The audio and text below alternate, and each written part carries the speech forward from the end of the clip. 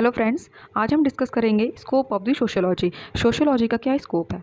Scope मतलब क्या होता है? स्कोप का मीनिंग होता है कि जो चीज़ हम स्टडी कर रहे हैं उसको हम किस किस फील्ड में अप्लाई कर सकते हैं। मीन्स कि सोशियोलॉजी जो हम स्टडी कर रहे हैं उसको हम और किस चीज़ में हम उसको यूज़ में ला सकते हैं, किस में हम उसे अप्लाई कर सकते हैं। ठीक है, सोशियोलॉजी का जो स्कोप है वो बहुत ही ज़्यादा वाइड है।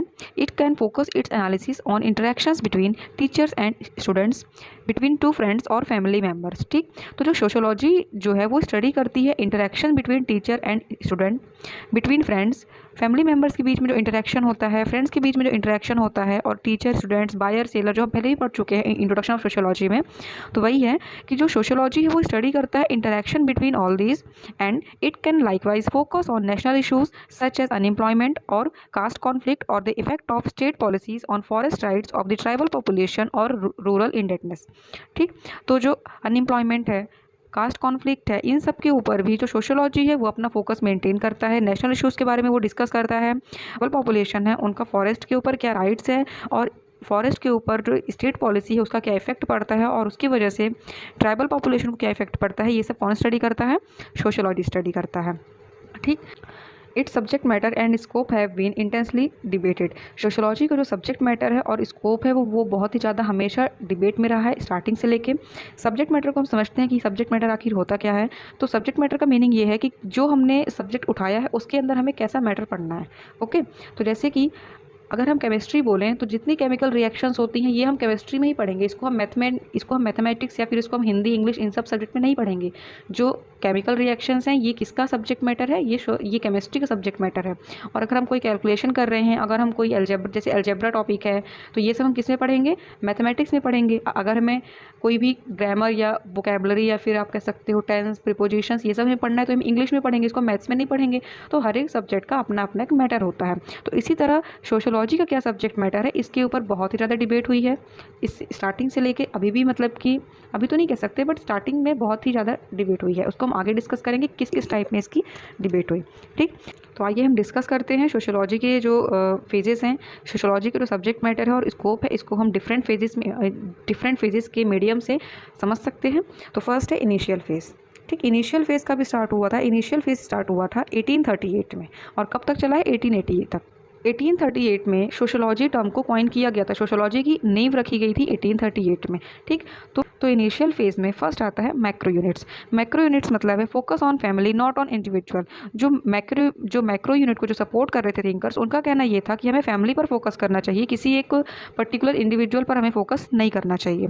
Macro units means understanding society in terms of macro units. August Comte ने कहा social statics and social dynamics. Social statics और सोशल डायनेमिक्स का जो मतलब है, इसको हमने प्रीवियस लेक्चर में बहुत ही डीप में कवर किया है, आप वहाँ से इसको देख सकते हैं।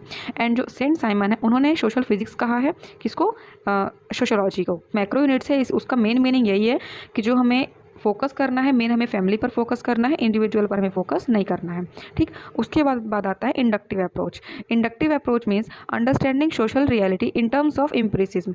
एम्पिरिसिज्म मतलब जिसको हमने देखा है, जिसको हमने एक्सपीरियंस किया है, जो फैक्टर्स हमने होते हुए देखे हैं उसके बेसिस पे एक स्टडी को समझना, तो उसको बोला जाता है इंडक्टिव अप्रोच। अगस्त कॉम्टे ने कहा है social positivism, and Herbert Spencer ने कहा है organism analogy. Humanistic perspective, third is humanistic perspective. इसमें क्या है कि understanding and finding solutions to social problems. Social problems को समझना और उसके जो सॉल्यूशंस हैं उसको ढूंढना कि सोशल प्रॉब्लम्स की क्या सॉल्यूशन हो सकते हैं, और पहले उस प्रॉब्लम को हमें समझना है, फिर उसके लिए हमें सॉल्यूशन निकालना है। तो ये था इनिशियल फेज़ जो कि 1838 से लेके 1880 तक चला। अब हम सेकंड देखते हैं, सेकंड फेज़ में क्या क्या हुआ।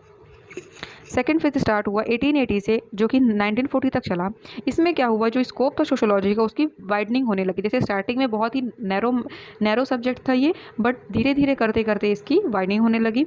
मैक्स वेबर ने कहा माइक्रो रियलिटीज़, मतलब स्टार्ट ऑफ इंटरप्रिटेटिव सोशियोलॉजी। जो इंटरप्रिटेटिव सोशियोलॉजी थी अब वो स्टार्ट हो चुकी थी। माइक्रो रियलिटीज़ पे फोकस करने के लिए मैक्स वेबर ने एम्फेसाइज किया, जबकि डरखाइम जो थे उन्होंने कंटिन्यू किया मैक्रो यूनिट्स के। डरखाइम का मेन कहना था कि नहीं हमें फैमिली पर ही फोकस करना है, बट जो मैक्स वेबर थे उनका कहना है कि नहीं हमें इंडिविजुअल पर फोकस करना है।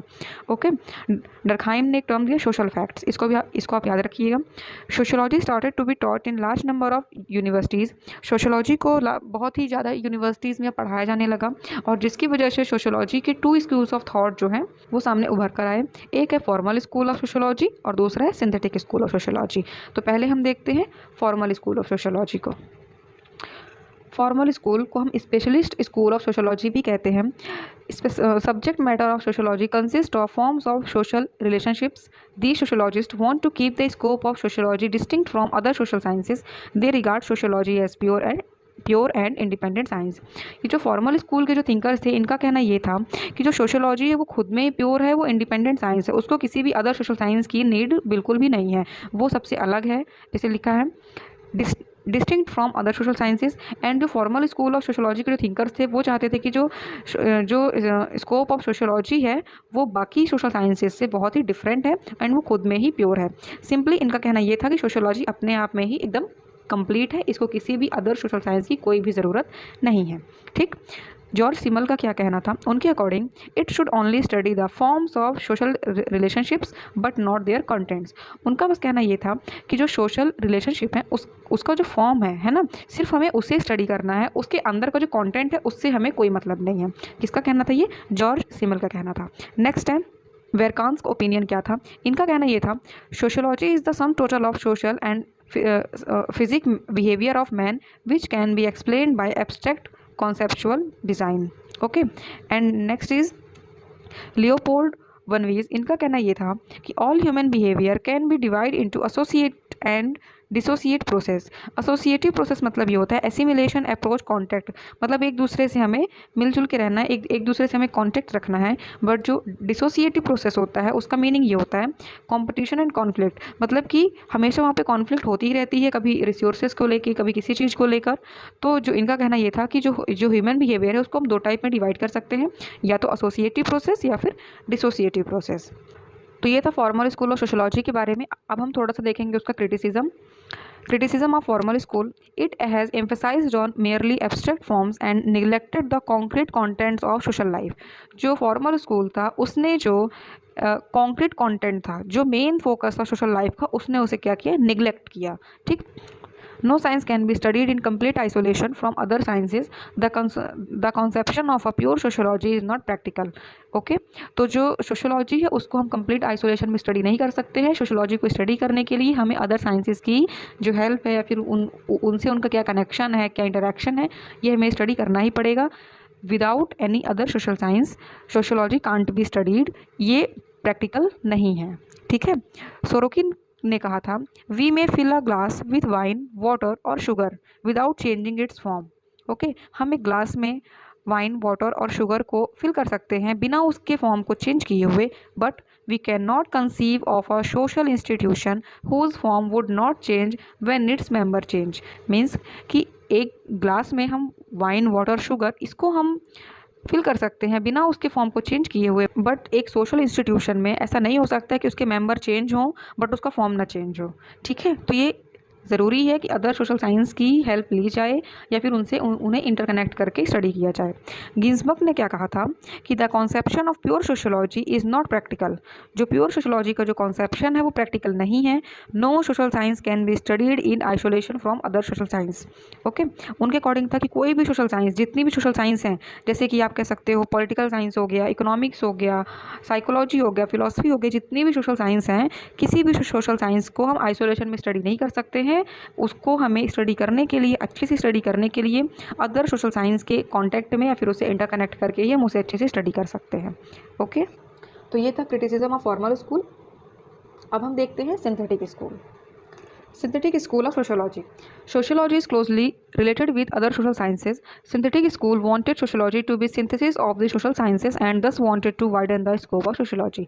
इसमें क्या था, जैसे उसमें जो फॉर्मल स्कूल था उनके अकॉर्डिंग ये था सोशोलॉजी एक प्योर है और इंडिपेंडेंट सोशोलॉजी है, बट इसमें क्या है कि सोशोलॉजी को हम स्टडी करेंगे अदर सोशल साइंसेस के साथ इंटरकनेक्ट करके, ताकि उसका जो स्कोप है और ज़्यादा वाइड हो जाए। ओके, डर्कहाइम्स का क्या व्यू था? Sociology has 3 principal divisions. First is social morphology. Its social morphology is concerned with geographical or territorial basis of life of people such as population, its size, density and distributions. means जो social morphology है वो किससे concerned है? जो human population है उसका geographical area क्या है, उसका territorial area क्या है, उनका जो मेन जो फोकस है, जो लाइफ है पीपल की, वो उसके पॉपुलेशन, साइज़, डेंसिटी और डिस्ट्रीब्यूशन पे ही बेस्ड करके अगर हम किसी चीज़ को अगर हम स्टडी करते हैं, अगर हम उसके बारे में समझते हैं, तो मेनली वो किससे कंसर्न होता है? सोशल मॉर्फोलॉजी से। Next is social physiology. Social physiology is divided into a number of branches such as sociology of religion, sociology of morals, of laws, sociology of economic life, sociology of language, etc. This activity is related to various social groups. Means social physiology में ये है कि जो sociology है ये religion, moral, laws, economic, life, language etcetera इन सब से कैसे कनेक्टेड है। ठीक, जो रिलीजन का जो सोशोलॉजी है उसको हम कैसे स्टडी करते हैं, इकोनॉमिक सोशोलॉजी को हम कैसे स्टडी करते हैं, ये सब किस में इंक्लूड होता है? इसमें सोशल फिजियोलॉजी में। Third is general sociology. General sociology is discover the general character of the social facts. जितने भी सोशल फैक्ट्स हैं उनका जो जनरल कैरेक्टर है वो कौन डिस्कवर करता है? General sociology. हॉब हाउस का क्या व्यू था? He perceived sociology as a science which has the whole social life of man as its sphere. And the last is Karl Mannheim's. Okay, he divide sociology into two main sections. उन्होंने क्या किया? Sociology को दो main sections में divide कर दिया। First is systematic and general sociology and second is historical sociology. ठीक, तो ये हमने देखा कि सिंथेटिक स्कूल ऑफ सोशोलॉजी क्या है। उसके पहले हमने फॉर्मल स्कूल ऑफ सोशोलॉजी देखा। सोशोलॉजी का जो स्कोप है और उसका जो सब्जेक्ट मैटर है उसको हम 3-4 फेजेस में स्टडी करेंगे। तो आज हमने देखा है फर्स्ट फेज़ और सेकंड फेज़। सेकंड फेज़ में हमने फॉर्मल स्कूल ऑफ सोशोलॉजी और सिंथेटिक स्कूल ऑफ सोशोलॉजी को देखा है और उसका हमने क्रिटिसिज्म भी देखा है फॉर्मल स्कूल का। नेक्स्ट लेक्चर में हम डिस्कस करेंगे थर्ड फेज़ क्या है स्कोप ऑफ सोशोलॉजी का और उसका सब्जेक्ट मैटर क्या है, एंड जो हमारा प्रेजेंट फेज़ चल रहा है वो क्या है। तो आप ये पूरा रिवाइज कर लीजिएगा और अगर आपने प्रीवियस लेक्चर्स नहीं देखे हैं तो आप प्लीज़ उन्हें देख लीजिएगा। आपको टॉपिक को समझने में बहुत ही ज़्यादा आसानी होगी। Emergence of sociology, industrial revolution, French revolution हो गया, इंट्रोडक्शन ऑफ सोशोलॉजी हो गया, डार्क एज हो गया, ये सब हमने बहुत ही ज़्यादा डीप में डिस्कस किया हुआ है। आपको अगर कोई क्वेरी हो तो आप कमेंट सेक्शन में मुझे बता सकते हैं। और आपको ये टॉपिक कैसा लगा, आपको समझ में आया या फिर नहीं आया, या फिर आपको कोई भी जो टॉपिक है, कोई भी जो कीवर्ड है अगर आपको समझ में नहीं आया तो आप मुझे कमेंट सेक्शन में मैसेज कर सकते हैं। एंड आपको किस टॉपिक में वीडियो देखना है आप मुझे वो भी कमेंट सेक्शन में बता सकते हैं। And keep watching. Thank you.